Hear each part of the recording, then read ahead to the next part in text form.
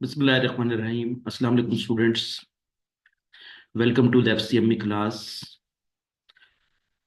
कल की मीटिंग में हमने जो डिस्कशन की थी उसका हमारा स्टार्ट ये था कि हमने अकाउंटिंग फॉर मटेरियल के ऊपर बात की थी। और मैंने ये कहा था कि मटेरियल से क्या मुराद है। मटेरियल से मुराद ये है कि एक ऐसी चीज़ जो कि किसी भी दूसरी चीज़ को प्रोड्यूस करने के लिहाज से खाम माल के तौर पर यूज़ होती है, ऐसी चीज़ को हम मटेरियल कहेंगे। ठीक है। और ऐसी चीज़ को हम खाम माल भी कह सकते हैं, और ऐसी मटेरियल को हम इनपुट भी कह सकते हैं। उसके लिहाज से ऑल्टरनेटिव वर्ड्स मैंने आपके सामने रखे थे। कभी हम उसको इन्वेंट्री कहते हैं, कभी उसी को हम स्टॉक कहते हैं। ठीक है। और हमने ये डिस्कशन की थी, और बड़ी डिटेल से डिस्कशन की थी, कि जब इन्वेंट्री को या मटेरियल को या स्टॉक को हम विद इन दी ऑर्गेनाइजेशन जिस वक्त उसको खरीदते हैं, उसको स्टोर में रखते हैं, स्टोर में रखने के बाद जब जरूरत पड़ने पर प्रोडक्शन डिपार्टमेंट डिमांड करता है, तो ये सारे का सारा जो मटेरियल है वो मूव किस तरह करता है, उसकी मूवमेंट के लिहाज से, उसकी मूवमेंट का मैकेनिज्म के लिहाज से जो हमने बातें पढ़ी थी, वो हमारी कल डिस्कशन में आई थी। आज हम ये देखेंगे कि जो मटेरियल हमने फॉर एग्जांपल हमने खरीदा था, हमने मटेरियल को खरीद के स्टोर में रखा था, फिर उसके बाद इंतज़ार किया था कि प्रोडक्शन डिपार्टमेंट जब मांगेगा तो उसको दे देंगे, और वो अपनी प्रोडक्शन का प्रोसेस मुकम्मल करेगा, और इस तरह प्रोडक्शन मुकम्मल होने के बाद उसको प्रोडक्शन की डिमांड के मुताबिक उसको बेच दिया जाएगा, और इस तरह प्रॉफिट कमाया जाएगा। तो आज हमने ये देखना है कि उस मटेरियल को हासिल करने की जो कॉस्ट है वो कितनी है, उसको रखने की कॉस्ट है वो कितनी है, जब हमने उसको मंगवाया था, तो एक्सटर्नल सप्लायर से मंगवाया था, तो उसकी कॉस्ट क्या है। ऐसी तमाम किस्म की कॉस्ट को हमने आज डिस्कस करना है। आज के हमारे टॉपिक का नाम ये है कि इन्वेंट्री कॉस्ट क्या होगी। मैं आपको इसको डिटेल से बताऊंगा कि इन्वेंट्री कॉस्ट जो है वो कितनी किस्म की है, उनके नाम क्या हैं, उनको कैलकुलेट कैसे करते हैं। आज हमारे डिस्कशन में ये सब कुछ आएगा। तो सबसे पहले तो ये देख लेते हैं कि हमारे जो टॉपिक है उसके लिहाज से उसकी हेडिंग क्या बनेगी। उसकी हेडिंग बनेगी inventory holding and ordering cost. हमारे टॉपिक का नाम क्या होगा? Inventory holding and ordering cost.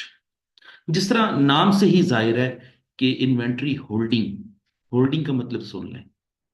जो हमने मटेरियल खरीदा, खरीद के उसको हमने अपने गोदाम में रख दिया, उसे हमने अपने वेयर हाउस में रख दिया, उसे स्टोर में रख दिया। तो जब स्टोर में रखा, तो स्टोर को चलाने के लिहाज से हमने कुछ ना कुछ तो काम करना है।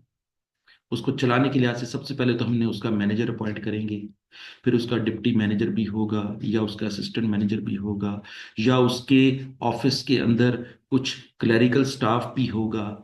उसके स्टाफ के लिहाज से मुख्तलिफ किस्म की ऑफिस भी बना होगा, ऑफिस की कुछ ना कुछ अखराजात होंगे। ऑफिस जब बनाया होगा, तो उस ऑफिस के ऊपर, अगर खुद बनाया है तो उसके ऊपर कंपनी का पैसा खर्च हुआ होगा। अगर वो खरीदा नहीं है तो उसको किराए पर लिया होगा। किराए पर लिया होगा तो किराए के पैसे हर महीने, और एक साल के अंदर 12 महीने का किराया जाता होगा। तो ऐसी तमाम की तमाम किस्म की कॉस्ट को हम क्या कहते हैं? होल्डिंग कॉस्ट कहते हैं। ये था एक बड़ा सिंपल सा व्यू होल्डिंग कॉस्ट के बारे में। ठीक है। अभी मैंने डिटेल के साथ इसमें बात करनी है आपसे कि होल्डिंग कॉस्ट क्या होती है। और फिर उसके बाद दूसरा टॉपिक क्या है? Ordering cost. ऑर्डरिंग कॉस्ट का मतलब बड़ा सिंपल है कि जब कभी भी हमें एक्सटर्नल सप्लायर से माल खरीदना होता है, तो माल खरीदते वक्त हमने उसको ऑर्डर किया होगा। ऑर्डर करते वक्त हमने, कंपनी ने कौन कौन से अखराजात अदा किए होंगे। मैं उसकी बड़ी सिंपल सी एक छोटा सा व्यू दे देता हूँ आपको, फिर हम डिटेल से इसको पढ़ेंगे। कि जैसे फॉर एग्जांपल अगर हमें कोई किसी से कोई चीज़ खरीदनी होती है, तो खरीदने का तरीकेकार क्या होता है हमारी लाइफ में। हम जनरल लाइफ की बात कर रहे हैं। अगर फॉर एग्जांपल मुझे एक लैपटॉप खरीदना है, तो लैपटॉप खरीदने के लिए मैं क्या करूँगा? घर से गाड़ी पे जाऊँगा, गाड़ी पे जाके मार्केट में मैं अपनी ज़रूरत के मुताबिक लैपटॉप सर्च करूंगा। सर्च करने के बाद जो लैपटॉप मेरी स्पेसिफिकेशन के ऊपर पूरा उतरता होगा मैं उसे ऑर्डर कर दूंगा। तो मुझे इसका मतलब ये हुआ कि लैपटॉप को ख़रीदने के लिए मुझे ऑर्डर करने की कॉस्ट क्या अदा करनी पड़ी। घर से चला, मार्केट तक गया, उसमें हमने जो ट्रांसपोर्टेशन के, पेट्रोल के या गाड़ी के ऊपर जो भी कोई अखराजात किए हैं वो सारे के सारे अखराजात क्या होंगे, आपके ऑर्डरिंग कॉस्ट कहलाएगी। ये तो था एक जनरल सा व्यू। कंपनियां तो ऐसे नहीं करती। कंपनियां क्या करती हैं, कंपनियां बकायदा लेटर लिखती हैं, बकायदा एक कोटेशन मांगती हैं, बकायदा कोटेशन मांग के एक लेटर लिखने की सूरत में उसको पोस्ट करते हैं। पोस्ट करने के जो चार्जेस हैं उसको हम क्या कहेंगे, ऑर्डरिंग कॉस्ट। उधर से जवाब आएगा, फिर उसके बाद हमने उस जवाब के बाद हमने जो है ना वो ऑर्डर प्लेस कर देना है। फिर दोबारा ऑर्डर प्लेस करने के लिए दोबारा लेटर लिखेंगे। दोबारा लेटर लिखेंगे तो पोस्टेज के चार्जेस अदा करेंगे। पोस्टेज के चार्जेस ऐसे समझ लिए टीसीएस के अखराजात अदा करेंगे। और फिर इस तरीके से हमने जो है ना वो ऑर्डर प्लेस करेंगे तो हमारे टीसीएस के खर्चे जो हैं वो क्या कहलाएंगे, ऑर्डरिंग कॉस्ट कहलाएंगे। मीन्स कि हमने ऑर्डर प्लेस कर दिया है। हमने कहा कि हमें इतने केजी रॉ मटेरियल भिजवा दें। सिर्फ यही कहना था कि इतने मटेरियल जो है ना वो भिजवा दें, उसका हम आपको ऑर्डर दे रहे हैं। जब ऑर्डर देते हैं तो ऑर्डर देने के ऊपर जो कॉस्ट अदा होती है उसको हम क्या कहते हैं, ऑर्डरिंग कॉस्ट। एक छोटी सी एग्जांपल और भी दे देता हूँ कि आजकल दौर थोड़ा सा मॉडर्न हो गया है। अब लेटर तो नहीं लिखा जाता, पोस्ट तो नहीं किया जाता, टीसीएस के जरिए पहुंचाया तो नहीं जाता। आजकल तो ईमेल की जाती है। तो ईमेल के ऊपर भी तो कोई ना कोई खर्चा आया होगा। ईमेल के लिए हमने जो है वो इंटरनेट का कनेक्शन लिया होगा। उस कनेक्शन के ऊपर जितने भी खर्चात आएंगे वो आपकी ऑर्डरिंग कॉस्ट कहलाएगी। आज उससे भी ज्यादा मॉडर्न दौर आज आ गया है। अब लोग ईमेल भी नहीं करते, जल्दी से टेलीफोन उठाते हैं, मोबाइल उठाते हैं और एक कॉल करते हैं। कॉल करके ही ऑर्डर प्लेस कर देते हैं कि साहब इतने यूनिट हमें भिजवा दें, हमें ज़रूरत है। तो जो हमने कॉल की है, जो हमने मैसेज किया है, जो हमने ईमेल की है, जो हमने लेटर लिखा है, जो हमने टीसीएस किया है, ये सारे का सारा कौन सा खर्चा कहलाएगा, ऑर्डरिंग कॉस्ट कहलाएगा। ये तो था थोड़ा सा व्यू कि होल्डिंग कॉस्ट और ऑर्डरिंग कॉस्ट क्या होती है। अब हम थोड़ा सा डिटेल से इसको डिस्कस करते हैं। मेरे पास जो टॉपिक है वो नेक्स्ट टॉपिक है आपका फंक्शन ऑफ इन्वेंट्री। ये वैसे आपकी इंटरेस्ट के लिए ये वाला टॉपिक मैं डिस्कस कर रहा हूं, अदरवाइज इस टॉपिक को डिस्कस करने की जरूरत नहीं थी, लेकिन फिर भी मैं डिस्कस कर लेता हूं ताकि आपको थोड़ा सा इंटरेस्ट पैदा हो जाए। वो कहता है कि लफ्ज इन्वेंट्री या स्टॉक हम अपने गोदाम में क्यों रखते हैं, पहले से खरीद के क्यों रखते हैं। उसी वक्त खरीदें, उसी वक्त ही प्रोडक्शन प्रोसेस में डाल दें तो हमारा काम चल जाएगा। लेकिन नहीं, इन्वेंट्री हम खरीद के अपने गोदाम में इसलिए रखते हैं, अपने वेयर हाउस में इसलिए रखते हैं, उसके बहुत सारे फायदे हैं। किसी भी चीज को एडवांस में खरीद के रखने के बहुत सारे फायदे होते हैं। वो फायदे क्या हो सकते हैं, मेरे पास उसमें चार, तीन चार किस्म के जो है ना फायदे हैं। मैं आपको एक एक करके डिस्कस करता हूँ ताकि ये टॉपिक आपका भी जो है ना वो बड़ी दिलचस्पी के साथ मुकम्मल हो जाए। तो उसमें टॉपिक का नाम क्या है, functions of inventory. The principals reasons why a business need to hold inventory as follows. तो कहता है कि कंपनियां इन्वेंट्री रखती क्यों हैं। कंपनी मटेरियल खरीद के अपने गोदाम में क्यों रखती हैं। सबसे पहली वजह, it acts as a buffer in times when there is an unusually high rate of consumption. वो कहता है कि जब कभी भी प्रोडक्शन ज्यादा करनी होती है तो फिर हमें रॉ मटेरियल ज्यादा चाहिए होता है। अक्सर ऐसा होता है कि जब ज्यादा रॉ मटेरियल चाहिए होता है तो फिर हमें ये भी चाहिए होता है कि हमने अनइंटरप्टेड जो है वो प्रोडक्शन करनी है। और अनइंटरप्टेड प्रोडक्शन के लिए हम एक्स्ट्रा रॉ मटेरियल खरीद लेते हैं। तो इसका मतलब क्या हुआ, एक्स्ट्रा रॉ मटेरियल खरीद लेते हैं तो फिर ये क्या होता है कि हमारी एक्स्ट्रा कंजम्पशन में वो काम आ जाता है और हमारी प्रोडक्शन जो है वो अनइंटरप्टेड चलती रहती है। तो इसका मतलब ये हुआ कि हम रॉ मटेरियल इसलिए भी खरीदते हैं ताकि कभी कभी हमारे पास ऑर्डर ज्यादा आ जाते हैं। उन ऑर्डर्स को फुलफिल करने के लिए हमें ज्यादा रॉ मटेरियल की जरूरत होती है, इसलिए हम ज्यादा रॉ मटेरियल अपने गोदाम में रखते हैं। ये है सबसे पहली वजह। दूसरी वजह क्या है कि कंपनी अक्सर कंपनी को ऑफर किया जाता है दूसरी कंपनीज की तरफ से, एक्सटर्नल सप्लायर की तरफ से ये ऑफर किया जाता है कि आप यूजुअली जो रूटीन में जो रॉ मटेरियल खरीदते हैं उससे ज्यादा खरीद लेंगे तो हम आपको बल्क में खरीदने के ऊपर डिस्काउंट देंगे।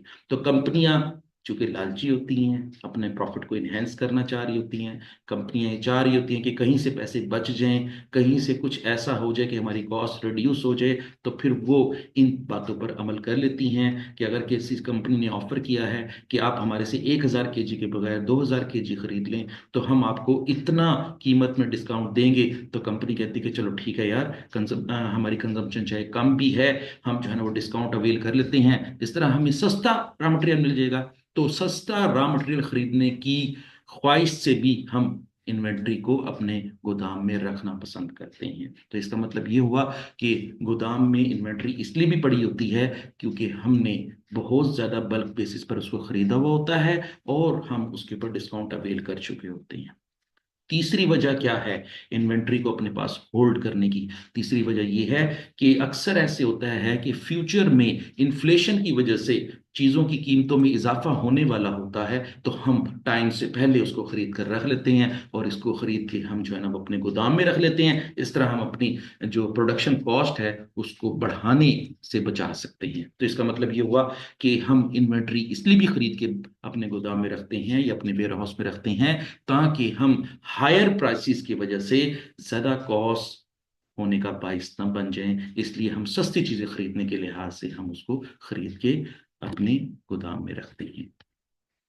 अच्छा जी, फिर उसके बाद कि हमारा प्रोसेस जो है ना वो स्मूथली चलता रहे और हमारे प्रोसेस में कोई रुकावट ना आए, तो हम क्या करते हैं कि कभी कभी ऐसे होता है कि फ्यूचर में रॉ मटेरियल शॉर्ट होने के डर से हम क्या करते हैं पहले से ही खरीद के रख लेते हैं। तो जब हम पहले से खरीद के रख लेते हैं तो हम ये चाह रहे होते हैं कि अगर माल मार्केट में शॉर्ट हो भी गया, मटेरियल मार्केट में शॉर्ट हो भी गया, इन्वेंट्री शॉर्ट हो भी गई, तो फिर हम पहले से ही खरीद करके रख लेते हैं। इस तरह अगर शॉर्टेज से बचने के लिए हम उसको अपने गोदाम में रख लेते हैं। तो ये थी चौथी वजह जिसकी बुनियाद पर हम एक्स्ट्रा माल खरीद के रख लेते हैं और अपने गोदाम में उसको होल्ड कर लेते हैं।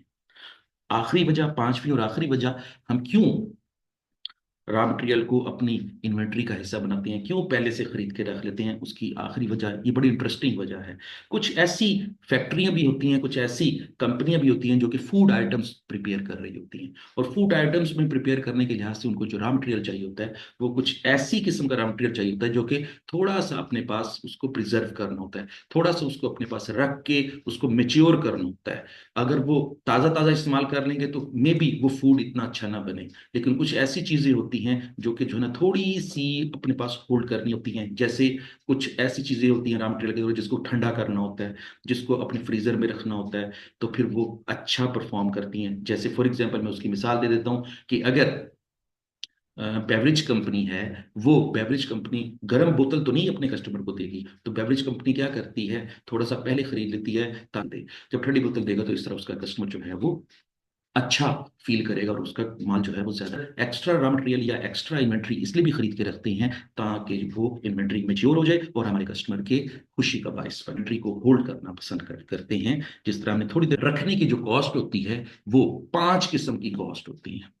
इन्वेंट्री को होल्ड करने की जो कॉस्ट डाउन कर लें कि मैं वो 5 किस्म की कॉस्ट को किस तरह उनको नाम दूंगा।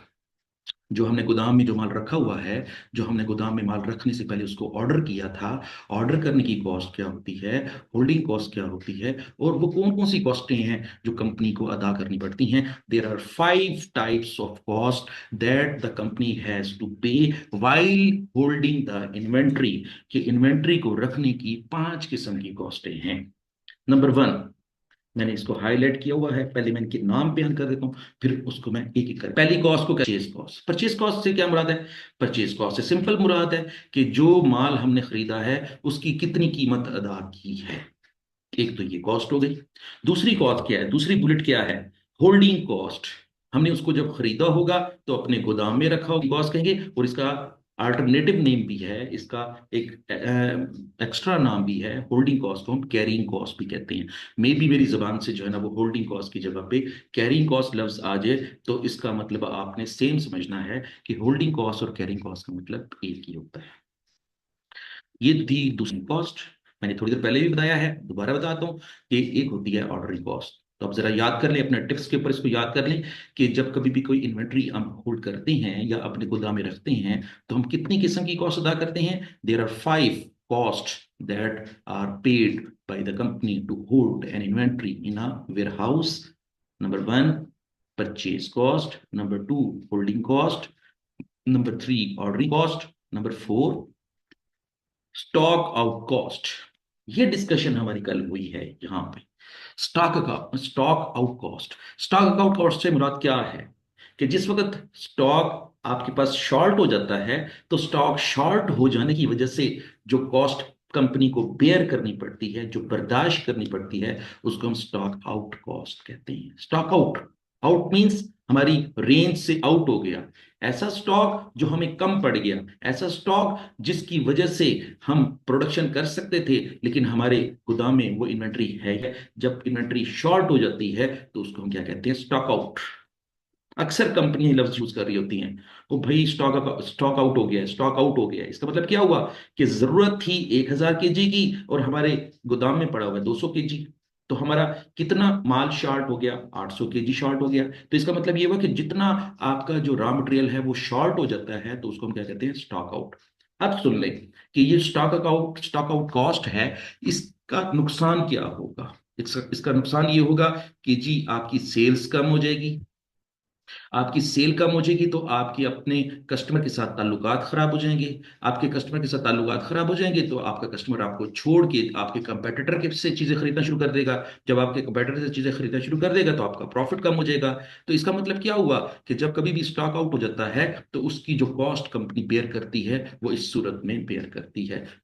यहाँ पर मेरे पास लिखा भी हुआ है, लॉस ऑफ सेल्स, सेल्स कम हो जाती है, long term relationship with the customer भी डैमेज हो जाते हैं, प्रोडक्शन भी रुक जाती है, और आखिरी वजह क्या है, extra cost cause by the need for the emergency orders. और जिस वक्त कंपनी शॉर्ट होने की वजह से जब भागम भाग जब बाहर से खरीदने के लिए जाती है तो फिर सप्लायर भी जो है ना वो कान खड़े कर लेता है और वो कहता है कि यार ये तो जो है ना भागे फिर रहे हैं, बेवकूफ बने फिर रहे हैं, इनको जो है ना वो जल्दी से रॉ मटेरियल की जरूरत है, नहीं तो इनकी प्रोडक्शन रुक जाएगी, इनके कस्टमर नाराज हो जाएंगे, इनकी सेल ड्रॉप हो जाएगी। हम भी इनकी परेशानी का फायदा उठाते हैं और फिर वो एक्स्ट्रा पैसे चार्ज करते हैं। तो जब एक्स्ट्रा पैसे चार्ज करते हैं तो ये भी कौन सी कॉस्ट कहलाती है, स्टॉक आउट कॉस्ट कहलाती है। तो हम असल में क्या बात डिस्कस कर रहे थे कि जब कभी भी इन्वेंट्री रखी जा रही होती है स्टॉक रूम में या स्टोर रूम में, जो इन्वेंट्री रखी जा रही होती है उसकी जो चौथी कॉस्ट है उसको हम क्या कहते हैं, स्टॉक आउट कॉस्ट। और आखिरी कॉस्ट कौन सी है, इन्वेंट्री रिकॉर्डिंग सिस्टम कॉस्ट।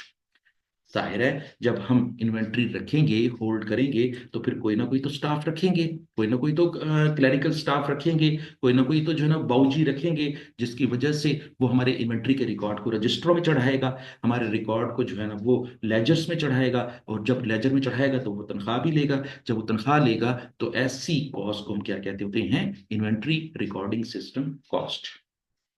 ये थी 5 किस्म की कॉस्टिंग। मैं जरा दोबारा रिपीट करता हूं। Cost of holding the inventory paid by the company are five in types. Number one, purchase cost. Number two, holding cost. Number three, ordering cost. Number four, stock out cost. Number five, inventory recording system cost.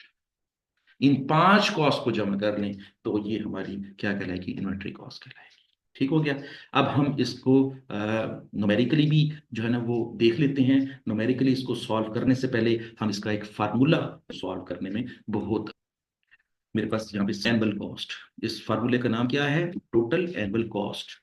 Basically हम ये जो cost calculate करने जा रहे हैं वो inventory की cost calculate करने जा रहे हैं, तो हम ये भी लिख सकते हैं total annual cost of inventory. अक्सर पेपर में जो है ना वो यूज किया जा रहा होता है, वो शॉर्ट वर्ड्स क्या हैं, इसको हम टोटल एनुअल कॉस्ट को हम शॉर्ट वर्ड्स में इस तरह भी लिख सकते हैं, टी से टोटल, ए से एनुअल, और सी से कॉस्ट।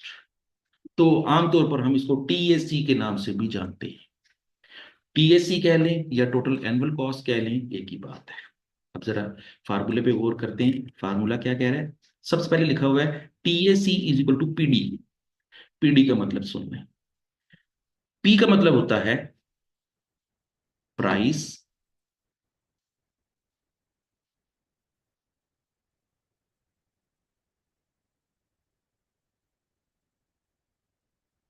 और डी का मतलब क्या होता है, एक लफ्ज लिखा हुआ है डी, डी का मतलब है एनुअल डिमांड। क्या मतलब होगा, एनुअल डिमांड।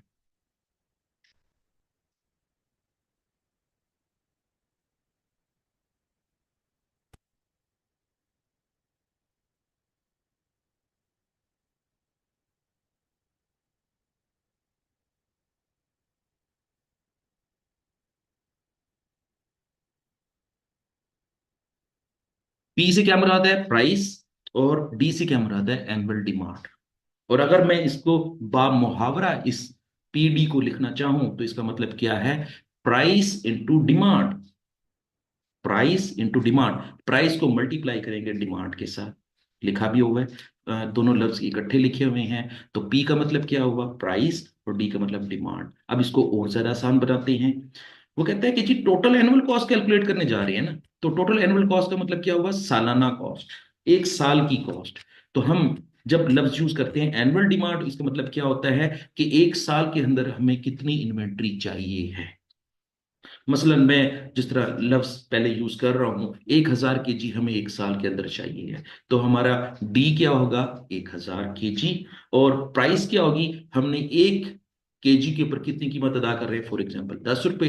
तो प्राइस क्या होगी, 10 रुपए, एनुअल डिमांड क्या होगी, 1,000 kg। 10 को एनुअल डिमांड से मल्टीप्लाई करेंगे तो आपका आंसर जो आएगा वो आएगा, मेरा ख्याल है 10,000। ठीक है, तो पीडी का मतलब क्या हो जाएगा आपका यहाँ पे, 10,000। जी, मेरी बात समझ आई है आपको, ये क्या हो जाएगा, 10,000।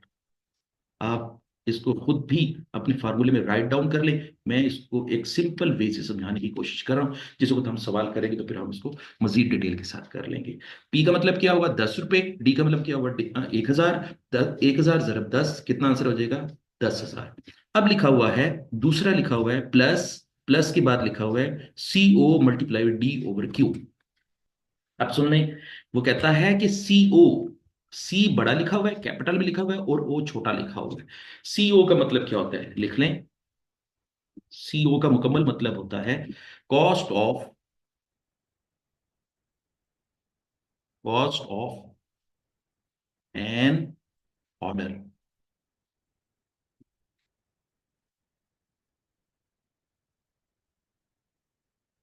वो कहता है कि जिस वक्त हम माल खरीद रहे होते हैं तो हम ऑर्डर प्लेस करते हैं।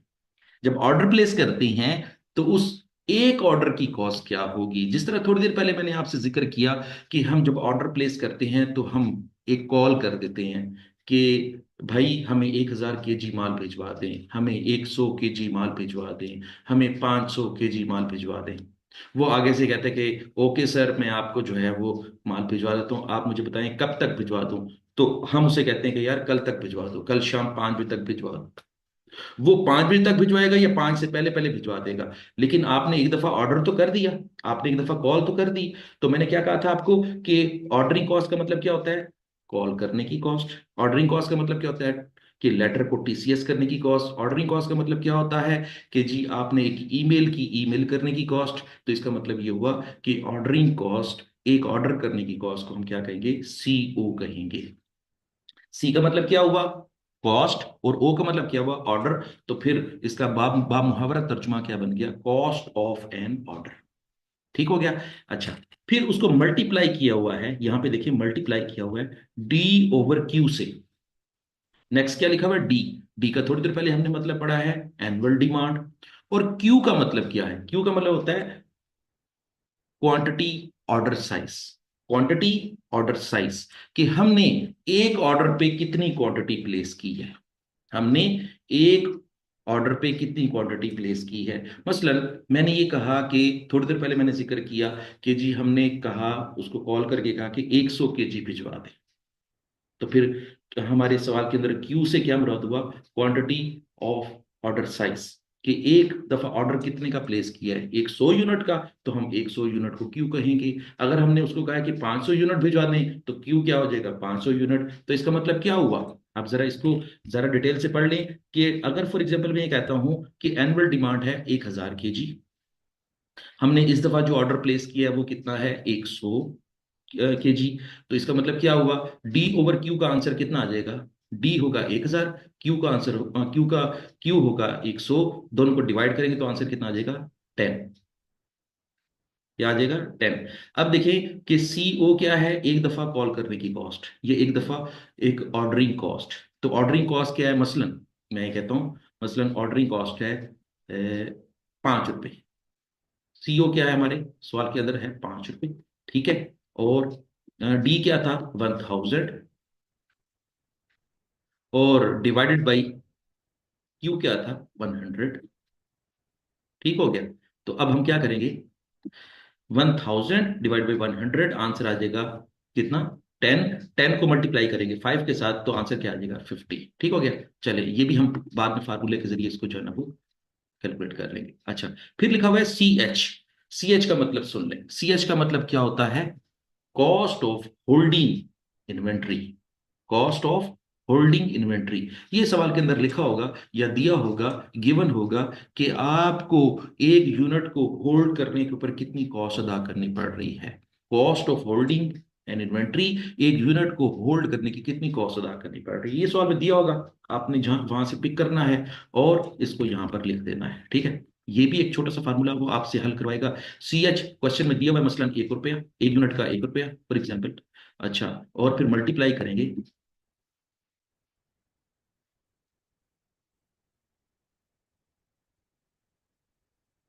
जी, मल्टीप्लाई करेंगे, लिखा हुआ है Q/2। Q/2 से क्या मुराद है, अगेन Q से क्या मुराद था, हमारे सवाल के अंदर Q था 100, हमने क्या करना है 100 को डिवाइड कर देना है 2 से।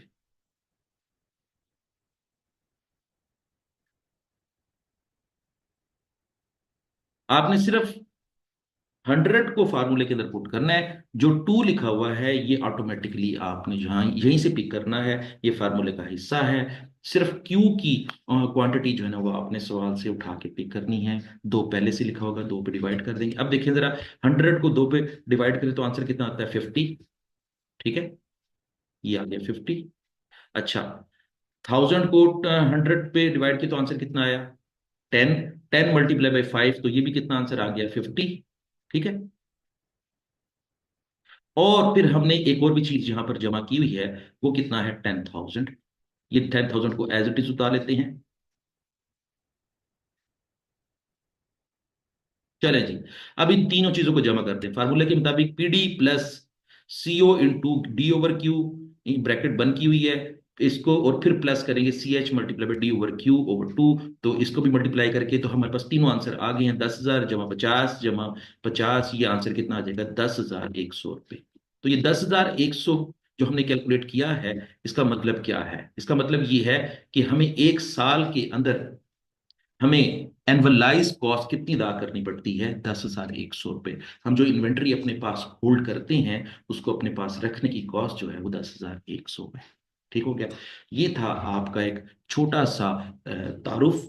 जब जब कभी भी हम इन्वेंट्री को होल्ड करते हैं तो उसमें कौन कौन सी चीजें इन्वॉल्व होती हैं, कौन कौन से कॉन्सेप्ट्स इन्वॉल्व होते हैं, होल्डिंग कॉस्ट को क्या कहते हैं, ऑर्डरिंग कॉस्ट किसे कहते हैं, एनुअल डिमांड किसे कहते हैं, क्वांटिटी क्वांटिटी ऑर्डर साइज किसे कहते हैं, और फिर सबसे अहम काम कि टोटल एनुअल कॉस्ट कैसे कैलकुलेट करते हैं, जिसको मैंने कहा टीएसी। उसका फार्मूला क्या है ये मैंने आपके सामने रख दिया है, उसको एक थोड़ा सा इलस्ट्रेशन के जरिए मैंने आपको समझाने की कोशिश की है।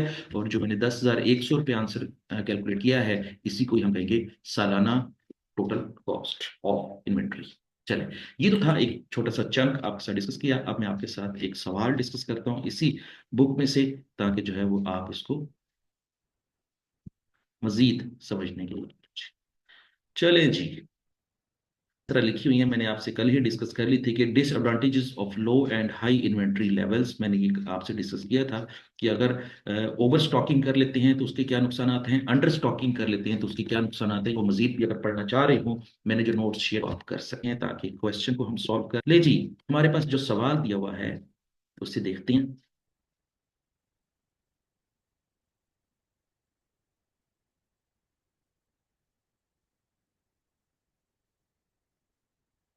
बेसिकली ये जो किताब के अंदर सवाल दिया हुआ है, ये तो बहुत ही आसानी तरीके से उसने पूछा हुआ है। हम इसको जो है ना वो सॉल्व करने की कोशिश करते हैं।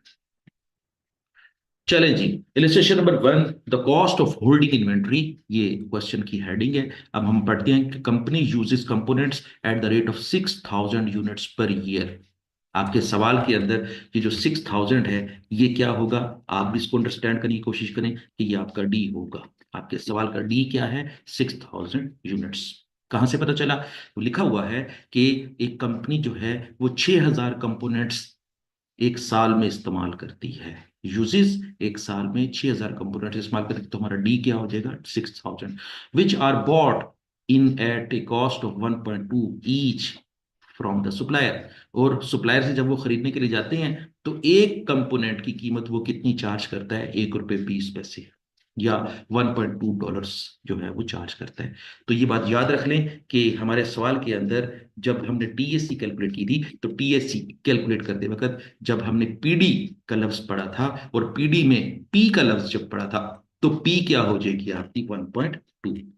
मैं यहां पर साइड पे इसको मेंशन कर देता हूं कि हमारे सवाल के अंदर पी क्या है? 1.2, डी क्या है? 6,000। तो हमारा टीएससी का फार्मूला पीडी ने मुकम्मल पढ़ लिया। अब हम इसको इस्तेमाल करते हुए अपने क्वेश्चन को सॉल्व करेंगे। अच्छा जी, फिर वो क्या कहते हैं? The company orders 1,000 units each time. लें जी, आपके सवाल के अंदर उसने 1,000 जो लिखा हुआ है, इसका मतलब है क्यू। आपके सवाल का जो क्यू है वो आपको मिल गया कि हम हर दफा जो ऑर्डर प्लेस करते हैं वो कितने यूनिट्स का ऑर्डर प्लेस करते हैं? 1,000 का। मजीद सुन लें, एक साल के अंदर अगर हम 6,000 हमें यूनिट चाहिए हो और हर दफा हम 1,000 का ऑर्डर प्लेस करेंगे, तो कोई बच्चा मुझे बता सकता है कि एक साल के अंदर कितने ऑर्डर प्लेस करेंगे? एक साल के अंदर कितने ऑर्डर प्लेस करेंगे? उसका फार्मूला क्या होगा? मैं यहां पर थोड़ा सा मेंशन भी कर देता हूं। एक साल के अंदर हम कितने ऑर्डर प्लेस करेंगे? 6,000 डिवाइडेड बाई 1,000।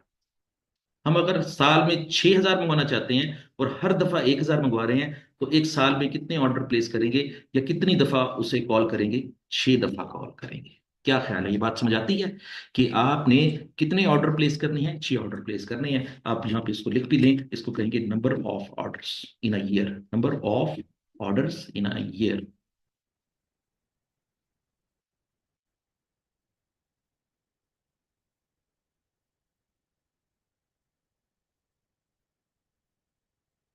नंबर, ठीक हो गया?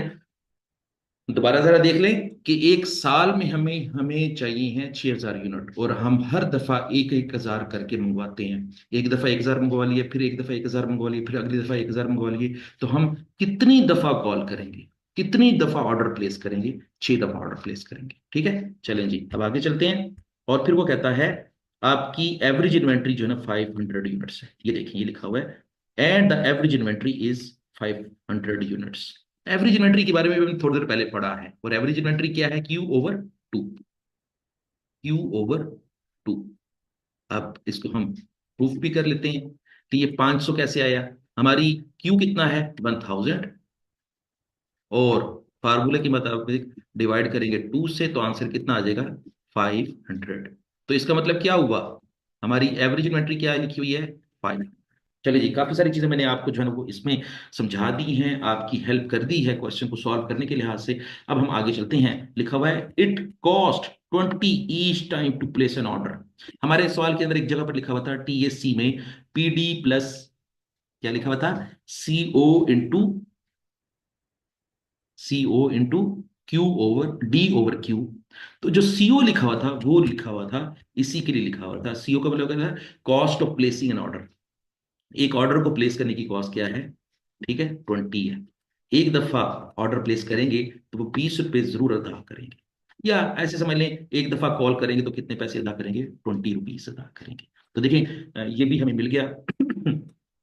और फिर वो कहता है regardless of the quantity order. वो कहता है कि जी एक दफा ऑर्डर प्लेस करेंगे तो कितने पैसे अदा करेंगे? 20। और उसमें इस चीज का नहीं ख्याल रखा जाएगा कि कितने ऑर्डर प्लेस करेंगे या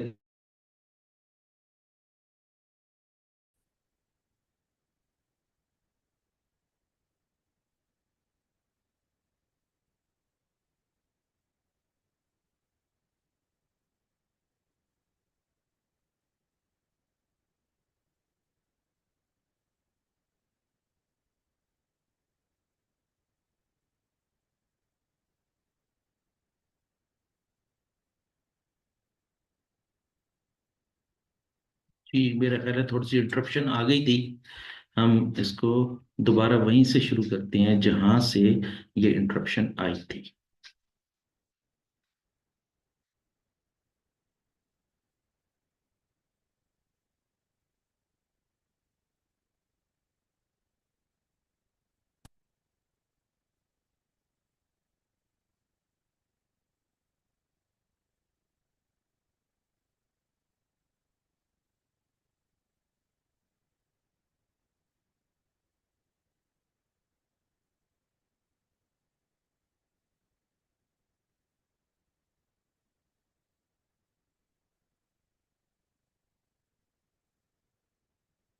जी,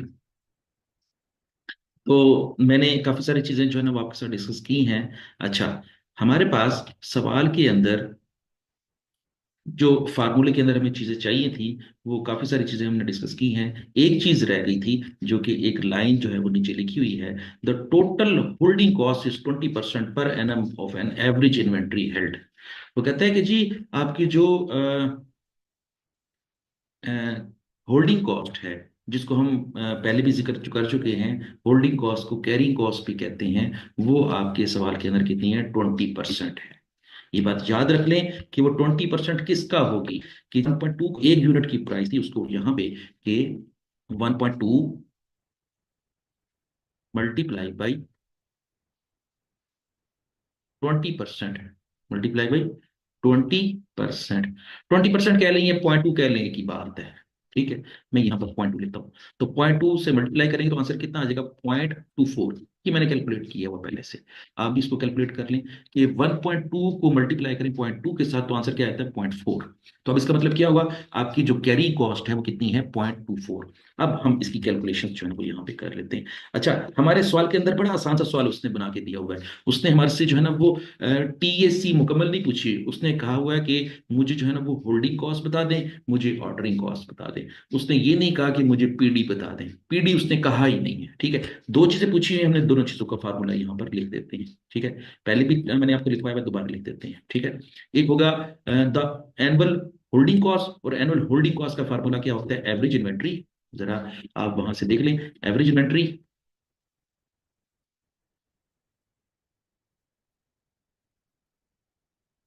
मल्टीप्लाई बाई होल्डिंग कॉस्ट, जिसको उसने सी एच कहा था। C H. अच्छा, अब हमारे सवाल के अंदर जो एवरेज इन्वेंट्री है वो कितनी थी? 500। दोबारा लिख लें, आपकी एवरेज इन्वेंट्री कितनी है सवाल के अंदर? 500। और सी एच क्या दिया हुआ है? अभी कैलकुलेट किया हमने, 500 मल्टीप्लाई बाई 0.24। अब आप इसको 500 को 0.24 से मल्टीप्लाई करें तो आपका आंसर आ जाएगा, आई थिंक मैं भी कैलकुलेट कर लेता हूँ। 500 मल्टीप्लाई बाई 0.24, ये आंसर आ जाएगा 120। आपके सवाल का आंसर कितना आ जाएगा? 120। अच्छा, उसने टैब की सूरत में पूछा हुआ है, बल्कि आपके लिए सवाल को ज्यादा आसान बना दिया है, तो आप इसी तरीके से इसको हल कर लें। ठीक है, मुकम्मल सवाल उसने नहीं पूछा हुआ। मैंने एक दफा दोबारा बता देता हूँ कि इस सवाल के अंदर तीनों चीजें नहीं पूछी हैं, सिर्फ दो चीजें पूछी हैं। जो दो चीजें पूछी हैं वो भी टैब की सूरत में पूछी हैं। आप उसको उसको एज इट इज कैलकुलेट करके दिखा देंगे। फिर वो कहता है एनुअल ऑर्डरिंग कॉस्ट, और एनुअल ऑर्डरिंग कॉस्ट का फार्मूला हमने क्या पढ़ा था? CO multiply by D over Q. D over Q. अब जरा कैलकुलेट करें, CO कितना था? 20। और डी ओवर क्यू क्या होगा? डी है 6000 और क्यू क्या है? 1000। तो 6000 को 1000 पर डिवाइड करें तो आंसर कितना आता है? 6 आता है। अब इन दोनों को आपस में मल्टीप्लाई कर दें तो आंसर कितना आ जाएगा? 120। ये भी आ जाएगा 120।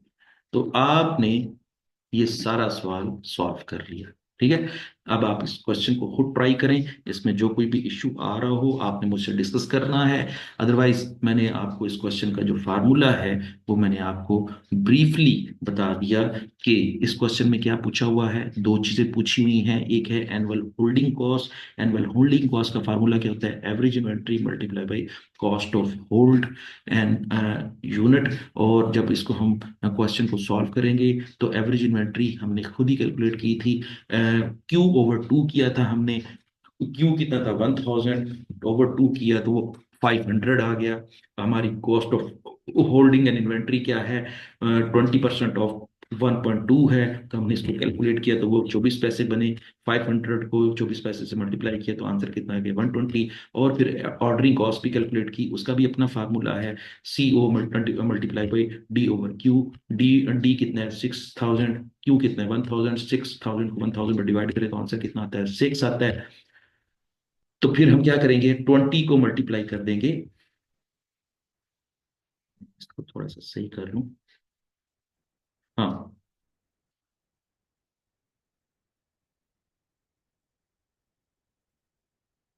20 को मल्टीप्लाई करते हैं 6 के साथ, ठीक है। तो ये कितना आंसर रहता है 120, ये था हमारा क्वेश्चन, ठीक है। थोड़ा सा हम आगे चलते हैं, थोड़ा सा इससे एडवांस क्वेश्चन करते हैं। इंशाल्लाह आपका ये वाला कॉन्सेप्ट, आपके सवाल का जो आंसर है वो इस तरह कैलकुलेट किया हुआ है, ज़्यादा आसानी से देख सकेंगे। चलें जी। और इस क्वेश्चन के अंदर क्या पूछा हुआ है, वो कहते हैं annualise holding cost and annualise ordering cost for the component 420 427। चलें जी। अब देखिए इंटरेस्टिंग बात ये है कि ये वाला सवाल जो है वो आपने मेरे साथ पहले भी किया है, अब ये सवाल आपके लिए है। आप इसको कैलकुलेट करें, आप थोड़ा सा इसको ट्राई करें, अदरवाइज मैं आपको इसको सॉल्व करके दिखा देता हूँ। फार्मूलाज यही होंगे, ठीक है। आपने जो है ना वो फार्मूलाज यही रखने हैं, बस अमाउंट से चेंज हो जाएंगी। हम अमाउंट्स को जो है वो चलें,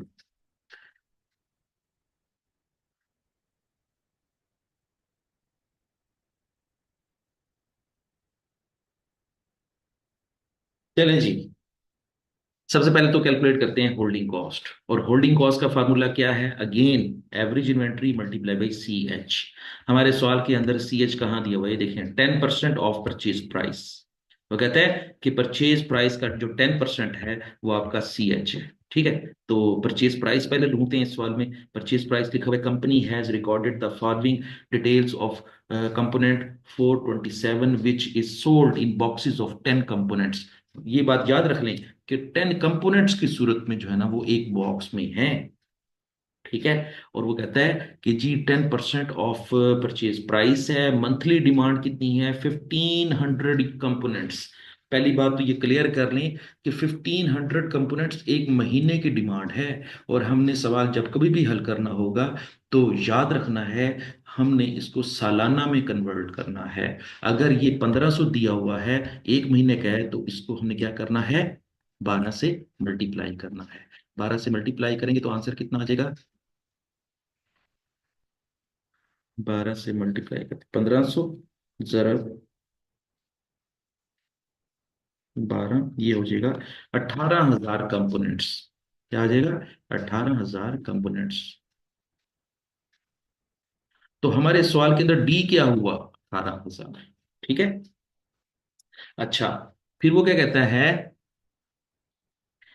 कि होल्डिंग कॉस्ट कितनी है, 10% ऑफ परचेज प्राइस, और परचेज प्राइस क्या दी हुई है 20 पर बॉक्स। तो कहता है कि एक बॉक्स की कीमत है 20।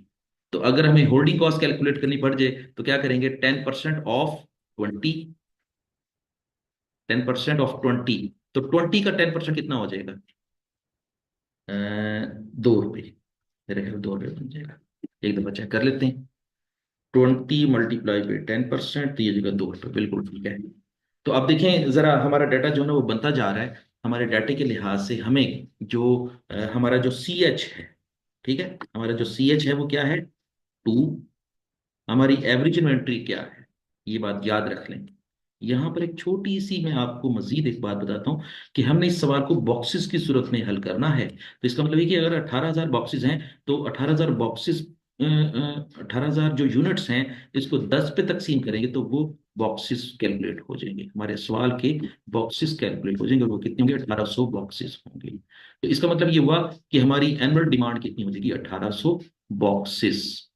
हमारा जो डी होगा वो 1800 बॉक्सेस कहलाएगा। चलें जी। फिर हमें, अच्छा अगर ये 1800 बॉक्सेस है तो 1800 बॉक्सेस तो एक साल की डिमांड है। और हमने ऑर्डर कितना प्लेस करना है, यहां पर हमें ऑर्डर जो लिखा हुआ है, the component 427 is currently ordered in batches of 240 boxes लो जी, हर दफा हम कितने बॉक्सेस का ऑर्डर प्लेस करेंगे? 240 का ऑर्डर प्लेस करेंगे, और इस 240 का मतलब क्या होगा? ये हमारा क्यू है। ये हमारा क्या है? क्यू। हर दफा कितने ऑर्डर प्लेस करेंगे? 240 बॉक्सेस। और अगर हमें कहा जाए कि एवरेज इन्वेंट्री कैलकुलेट करें, तो फिर क्या करेंगे? 240 तकसीम 2। तो हमारा एवरेज इन्वेंट्री कितनी हो जाएगी? 120। तो हमारी एवरेज इन्वेंट्री यहां पर हम लिख देते हैं 120 मल्टीप्लाई बाई सी एच। अब सी एच क्या होगा आपका? अभी मैंने कैलकुलेट करके दिखाया, ये देखिए। सी एच क्या होगा? 2। तो 120 मल्टीप्लाई बाई 2, तो ये आंसर कितना हो जाएगा? 240।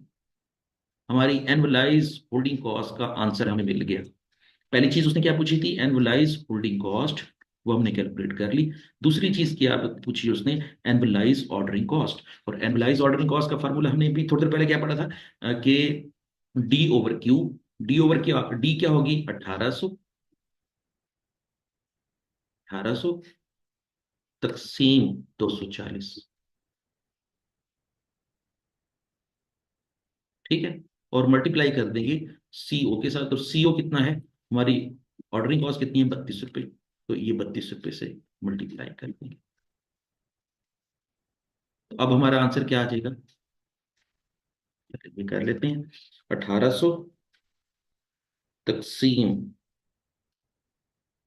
240, ये आ जाएगा आपका 7.5। 7.5 को मल्टीप्लाई कर देते हैं 32 से, तो आंसर आ जाएगा 240। तो आपकी एनुअलाइज ऑर्डरिंग कॉस्ट कितनी हो जाएगी? ये भी 240 आ जाएगा। ठीक है। ये था आपका क्वेश्चन, जो कि जो है ना आपसे पूछा गया था कि एनुअलाइज ऑर्डरिंग कॉस्ट और एनुअलाइज होल्डिंग कॉस्ट क्या क्या है इस सवाल के अंदर। चलें जी, इसको व्यू करें, इसको देखें, इसको समझने की कोशिश करें। अगर फिर भी इसमें से कोई मसला हो तो मुझसे पूछेंगे, ताकि मैं आपको इसको मजीद समझाने का अरेंजमेंट करूं, और आप जो है वो इसको अच्छी तरीके से कर सकें और अपने पेपर की तैयारी कर सकें। अच्छा, ये बात बता दूं आपको कि ये जो आपको एनुअलाइज होल्डिंग कॉस्ट और कैरिंग कॉस्ट और ऑर्डरिंग कॉस्ट के जो सवाल मैं करवा रहा हूँ, ये आपके एमसीक्यूज में टेस्ट होते हैं। और ये भी बात याद रख लें कि आपके सवाल के अंदर क्यू का जो नंबर है, मार्क्स हैं, वो 2 हैं। ठीक है। तो अगर 30 एमसीक्यूज आ जाएं और 2 नंबर का एक एमसीक्यू हो, तो अगर आप एमसीक्यूज की तैयारी अच्छी कर रहे हैं, मेरे साथ मिलकर कर रहे हैं, मैंने आपको एक पूरे चैप्टर का एमसीक्यूज का एक पूरा चैप्टर करवाया है। अगर आप हर चैप्टर को मेरे साथ मिलकर करेंगे और जो जो चीज़ें मैं आपको बता रहा हूँ उनको भी एमसीक्यूज के शेप में तैयारी करेंगे, तो आपके 60 नंबर तो यहीं से आ जाएंगे। और पास होने के लिए आपको, क्वालिफाई करने के लिए आपको 50 नंबर चाहिए। और मैं ये समझता हूँ कि जिस तरीके से हम तैयारी करेंगे, हम तो जो है ना वो पोजीशन लेने के काबिल हो जाएंगे, और हमारा मेरिट सर्टिफिकेट या हम ये कह सकते हैं कि हम अपने पूरे के पूरे पाकिस्तान में इसको टॉप भी कर सकते हैं। तो इंशाल्लाह मेरा पहले से भी जितने मेरे स्टूडेंट्स मुझसे पढ़ रहे हैं, वो भी अक्सर जो है वो मेरिट सर्टिफिकेट जो है ना वो लेते हैं। तो मेरा ख्याल है कि आपका स्पेशल सर्टिफिकेट भी आ सकता है, मेरिट सर्टिफिकेट भी आ सकता है, जिस तरीके से आप मेरे साथ मिलकर तैयारी करेंगे। ठीक है। चलें जी, आगे चलते हैं थोड़ा सा।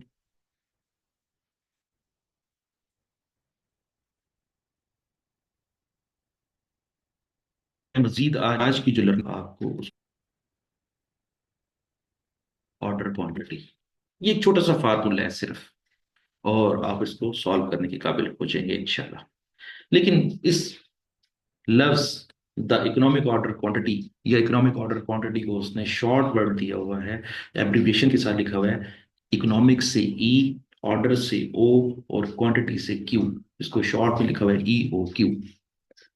पहले ये सुन लें कि ये होता क्या है, फिर जब आप इसको कैलकुलेट करेंगे तो आपको बड़ा इंटरेस्टिंग भी लगेगा और आपको आसान भी लगेगा, और इंशाल्लाह आप पेपर में भी इसको सॉल्व करने के काबिल हो जाएंगे। EOQ से मुराद है कि हमने जब ऑर्डर प्लेस करना है, तो कितनी क्वांटिटी का ऑर्डर प्लेस करें कि हमें उस ऑर्डर के ऊपर कम से कम कॉस्ट आए। हम कितनी क्वांटिटी का ऑर्डर प्लेस करें कि हमें उस पे कम से कम कॉस्ट आए। एक ऐसी क्वांटिटी या order size, quantity order size जो कि हमें सबसे कम कॉस्ट में पड़ती है, ऐसी क्वांटिटी को हम क्या कहते हैं? Economic order quantity. मैं उसकी मिसाल देता हूँ। अगर हमें, जिस तरह हमने पिछले सवाल हल किए हैं, एक सवाल के अंदर हम क्वांटिटी ऑर्डर कर रहे थे 1000 यूनिट, और अभी जो सवाल किया है उसके अंदर हमने क्वांटिटी ऑर्डर की थी, मेरे ख्याल 240 यूनिट्स की क्वांटिटी ऑर्डर की थी। अब सुन लें, अगर 240 का ऑर्डर प्लेस करते हैं तो हमारी कॉस्ट कम से कम आएगी। और मैं आपको बता दूं पिछले सवाल के रेफरेंस के साथ, कि पिछले सवाल में आपका जो होल्डिंग कॉस्ट और आपकी ऑर्डरिंग कॉस्ट का आंसर बराबर था। मैं आपको बताऊं ये किस वजह से है। ये एक साइंटिफिक कैलकुलेशन है। वो ये बताती है कि जब कभी भी आपकी ऑर्डरिंग कॉस्ट और आपकी होल्डिंग कॉस्ट बराबर आ जाए, तो ये इस चीज को शो करती है कि जो आपने ऑर्डर प्लेस किया है, जितनी क्वांटिटी का ऑर्डर प्लेस किया है, ये कॉस्ट कम से कम है। अगर आपने, जिस तरह पिछले सवाल में 240 यूनिट का ऑर्डर प्लेस किया था, अगर 241 यूनिट ऑर्डर प्लेस कर देते हैं तो आपकी कॉस्ट बढ़ जाएगी। और अगर आप 240 से कम 239 यूनिट का ऑर्डर प्लेस कर देते हैं तो भी आपकी कॉस्ट बढ़ जाएगी। ये एक बड़ा साइंटिफिक सी कैलकुलेशन का एक फार्मूला है, जो कि मैं आपको इसके सामने साबित भी करूंगा, और मैं आपको बताऊंगा कि ये कॉस्ट ज्यादा क्यों हो जाती है। और हमने 240 यूनिट ऑर्डर प्लेस करनी है। अगर इससे ज्यादा ऑर्डर प्लेस करेंगे तो भी कॉस्ट बढ़ जाएगी, इससे कम ऑर्डर प्लेस करेंगे तो भी कॉस्ट बढ़ जाएगी। मैं उसको एक्सप्लेन करता हूं कि ये मैंने क्यों कहा है। देखें, अगर हम 241 यूनिट का ऑर्डर प्लेस करेंगे तो 241 यूनिट ही अपने स्टोर रूम में रखेंगे। जब 241 यूनिट स्टोर रूम में रखेंगे तो आपकी होल्डिंग कॉस्ट बढ़ जाएगी। क्यों बढ़ जाएगी? जब हम एक ऑर्डर जो है वो एक ऑर्डर प्लेस करते हैं तो उसमें हमने जो होल्डिंग कॉस्ट का जो कॉन्सेप्ट पढ़ा है वो पर यूनिट के हिसाब से पढ़ा है, कि जितने यूनिट ज्यादा खरीदेंगे उतनी ज्यादा होल्डिंग कॉस्ट अदा करेंगे।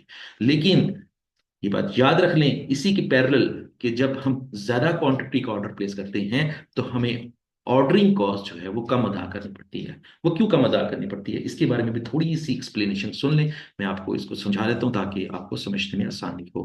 देखिए, अगर मैं कहूं आपको कि हमारी एनुअल डिमांड है 6000 यूनिट, और हम 1000 यूनिट का ऑर्डर प्लेस करते हैं, तो हमें कितने ऑर्डर प्लेस करने पड़ेंगे एक साल के अंदर? 6 ऑर्डर प्लेस करने पड़ेंगे। 6 कैसे कैलकुलेट किया? 6000 तकसीम 1000, तो आंसर कितना आ जाएगा? 6। हमें 6 दफा ऑर्डर प्लेस करना पड़ेगा। और अगर मैं ये कहूं आपको कि मैं बिगर ऑर्डर प्लेस करता हूं, बिगर ऑर्डर मींस 2000 यूनिट का ऑर्डर प्लेस करता हूं, हर दफा जब माल मंगाऊंगा ना, फॉर एग्जांपल, तो हम 2000 यूनिट का ऑर्डर प्लेस कर 2000 करेंगे। क्योंकि आप ऑर्डर प्लेस कर रहे हैं 2000 यूनिट, का मतलब क्या है? हम सिर्फ 3 दफा ऑर्डर प्लेस करेंगे। जब 3 दफा ऑर्डर प्लेस करेंगे तो हमारी ऑर्डरिंग कॉस्ट कम हो जाएगी। 3 दफा ऑर्डर करेंगे तो 3 दफा की कॉस्ट अदा करेंगे। अगर 6 दफा ऑर्डर प्लेस करेंगे तो 6 दफा की कॉस्ट अदा करेंगे। तो इसका मतलब क्या है कि अगर हम बिगर ऑर्डर जो है ना वो प्लेस करते हैं तो आपकी ऑर्डरिंग कॉस्ट जो है वो घट जाती है, लेकिन उसी के पैरेलल होल्डिंग कॉस्ट बढ़ जाती है। अब हम इसी बात को उल्टा देते हैं, इसी बात को उल्टा करते हैं। अगर हम छोटा ऑर्डर प्लेस करेंगे तो फिर क्या होगा? आपकी ऑर्डरिंग कॉस्ट बढ़ जाएगी और होल्डिंग कॉस्ट घट जाएगी। तो इसका मतलब ये हुआ कि ऑर्डरिंग कॉस्ट और होल्डिंग कॉस्ट एक दूसरे के उलट हैं, और वो एक दूसरे की इनवर्स हैं। अगर होल्डिंग कॉस्ट बढ़ती है तो ऑर्डरिंग कॉस्ट घट जाती है, ऑर्डरिंग कॉस्ट घटती है तो होल्डिंग कॉस्ट बढ़ जाती है। ठीक है? तो इकोनॉमिक ऑर्डर क्वांटिटी ये कहती है कि हमने ना बिगर क्वांटिटी का ऑर्डर प्लेस करना है, ना लेसर क्वांटिटी का ऑर्डर प्लेस करना है। हमने एक ऐसी क्वांटिटी का ऑर्डर प्लेस करना है जिसमें हमारी कॉस्ट जो है वो कम से कम आए। तो ऐसी कॉस्ट जो है ना वो कैसे कम आती है? कि जब हम सेम क्वांटिटी का ऑर्डर प्लेस करते हैं और सेम ही कॉस्ट आती है, चाहे वो होल्डिंग कॉस्ट कहलाए चाहे वो ऑर्डरिंग कॉस्ट कहलाए। जब इन दोनों का आंसर सेम आ जाएगा तो साइंटिफिकली ये प्रूव हो जाएगा कि हमने वो जो क्वांटिटी ऑर्डर प्लेस की है, ये एक ऐसी क्वांटिटी है जिसने हमारी कंपनी की कॉस्ट कम से कम रखी है। तो इस क्वांटिटी को हम क्या कहेंगे? Economic order quantity. चलिए हैं और इसको फिर सॉल्व करने की कोशिश करते हैं। The formula for the EOQ और Q इज एज फॉलोस। वो कहता है कि इसको EOQ कहें या सिर्फ Q कहें, एक ही बात है। और उसका फार्मूला क्या होगा? 2 × CO × D divided by CH whole का अंडर रूट। जब हम इन सारे को कैलकुलेट कर लेंगे तो फिर इसका अंडर रूट भी कैलकुलेट कर लेंगे। कुछ बातें मैंने आपको पहले से बता दी हैं। वो ये है कि EOQ से क्या मुराद है? Economic order quantity. 2 × CO से क्या मुराद है? फार्मूले के मुताबिक 2 जो है ना वो आपने एज इट इज लेना है। CO का मतलब क्या होता है? Ordering cost. और D का मतलब क्या होता है? Annual demand. और CH का मतलब क्या होता है? Cost of holding inventory. देखिए, इसकी एब्रिविएशन भी जो है ना वो आपकी सामने स्क्रीन पर नजर। डिमांड वो पर एनम, एक साल की डिमांड कितनी है? C हो cost of placing an of one order. और C H cost of holding 1 unit for 1 year, और आखिर में लिखा हुआ है क्यू, क्यू का मतलब क्या है, रीऑर्डर क्वांटिटी या कि ई ओ क्यू। जब भी पढ़ लेते हैं आ जाती हैं तो उसको भी हम डिस्कस करने के काबिल हो जाए और उसको अटेम्प्ट करने के काबिल हो जाए। एजम्पशन से क्या मुराद है? The word assumption, what does it means? Assumption से मुराद ये है कि जब हम ईओ क्यू कैलकुलेट कर रहे होंगे तो कुछ चीजों को हमने बिल्कुल ऐसा रखना है जो कि प्रिज्यूम्ड होंगी, एज्यूम्ड होंगी, और उनको अनचेंज रखना है।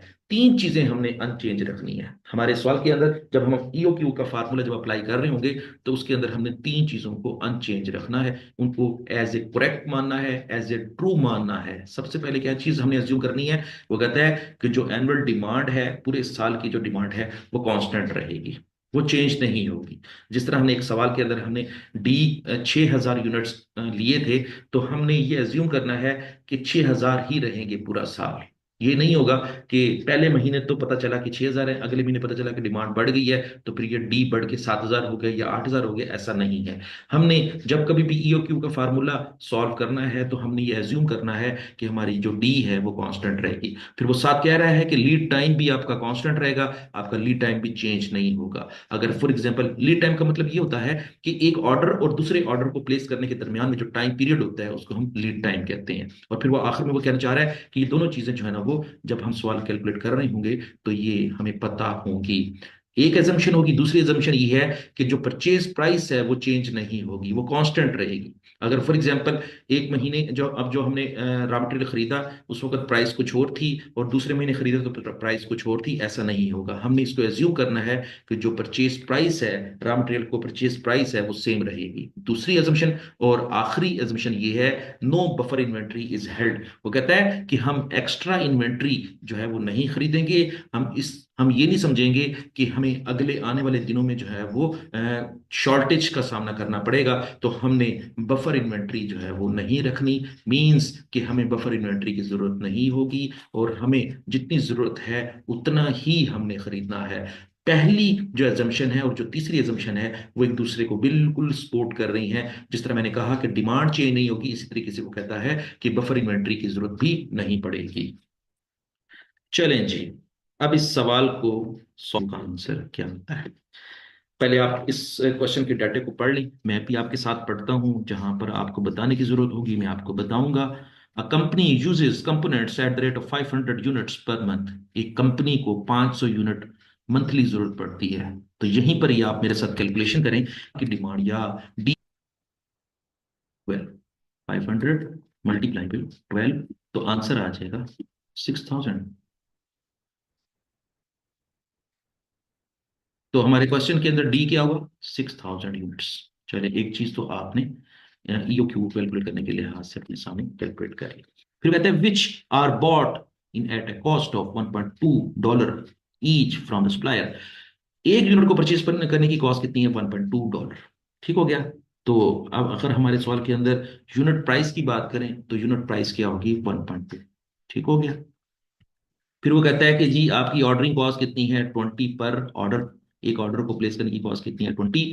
और फिर वो कहता है the total holding cost is 20% per annum in the value of inventory.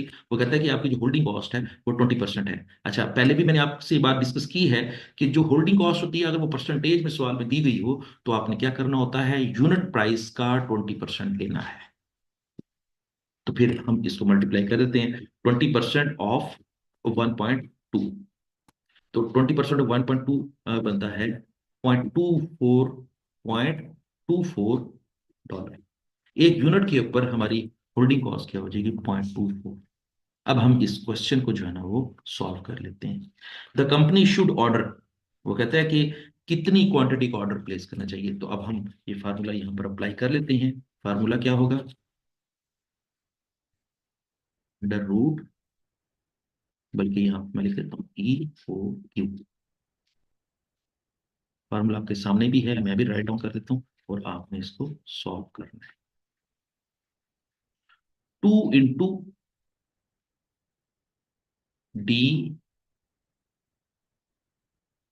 Into CO divided by CH। तो फार्मूले के मुताबिक हमने पहले डू और टू को उतारा। डी क्या है आपका 6000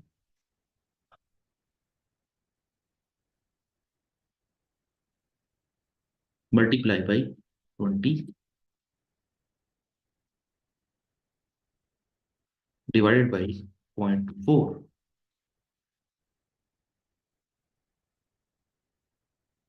होल अंडर रूट। तो अब आप इसको सॉल्व करने का तरीका भी सीख लें मुझसे। 2 इंटू 6000, 2 इंटू 6000 इंटू 20, न्यूमरेटर का आंसर आ जाएगा 2,40,000, 2,40,000।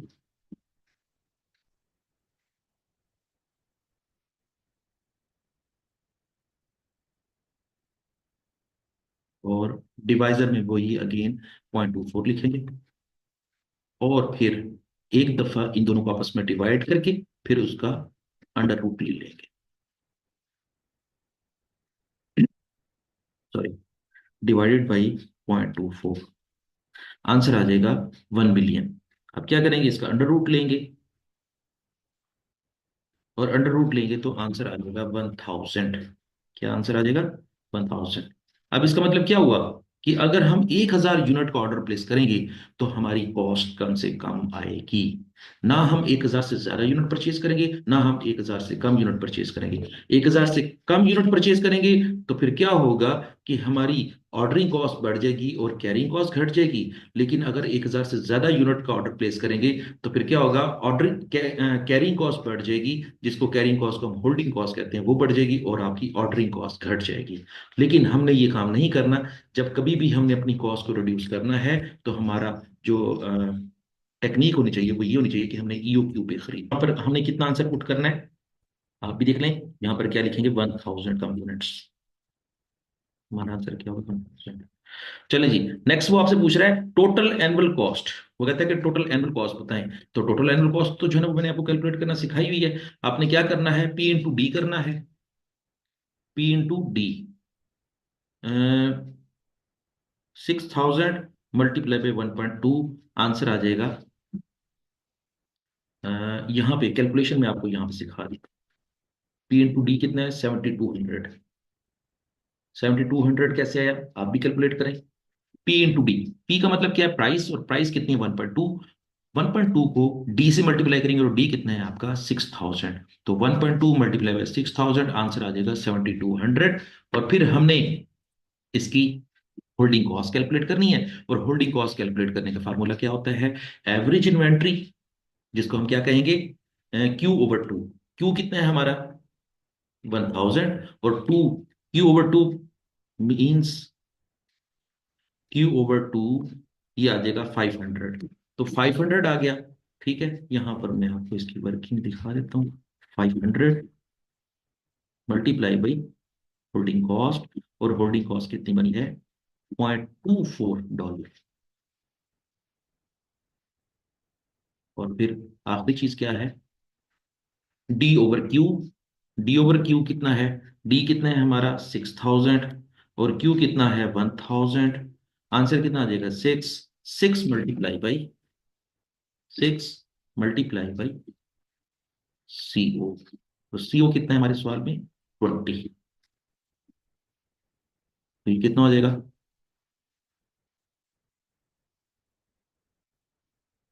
आप इस सारे को कैलकुलेट करें।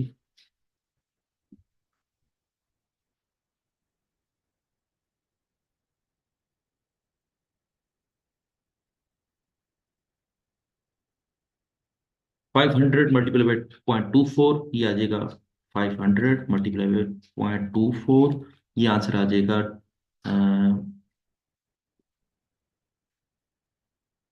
120। ये आंसर आ जाएगा 120। और 6 मल्टीप्लाई बाई 20 करेंगे तो ये भी आंसर कितना देगा 120। ठीक है, अच्छा। और 7200 को as it is drag down कर लेंगे, और ये हो जाएगा 7200 प्लस 120 तो ये आंसर आ जाएगा आपका 7440। आई थिंक ऐसे ही होगा। आप चेक कर लें, 7200 प्लस 120 प्लस 120, ये हो जाएगा 7440। तो आपकी आपके क्वेश्चन में जो टीएसी होगी वो क्या होगी, टोटल एनुअल कॉस्ट कितनी होगी, 7440। ये है आपकी दूसरी टैब का आंसर। पहले टैब में क्या पूछा हुआ है कि ईओक्यू कितना है, आपने कहना है 1000। दूसरी टैब में पूछा हुआ है टोटल एमरल कॉस्ट, जिसको हम टीएसी कहते हैं, और टीएसी हमारी कितनी है, 7440। और इस तरह हमारा ये टॉपिक मुकम्मल हो गया। इस टॉपिक के अंदर हमने बहुत सी ऐसी सारी चीजें हैं जो कि जो है हमने एग्जाम के पॉइंट ऑफ व्यू से तैयार की हैं। अगर आपको इसकी समझ आ गई तो बहुत अच्छी बात है। अगर इसमें फिर भी कोई क्वेश्चन है तो आप मुझसे व्हाट्सएप में जाकर पूछ सकते हैं, और मैं आपको मुकम्मल गाइड करूंगा कि कौन कौन सी चीजें किस किस तरीके से सॉल्व करते हैं। चलें जी, कल तक के लिए अल्लाह हाफिज, इंशाल्लाह कल मिलते हैं। Thank you very much.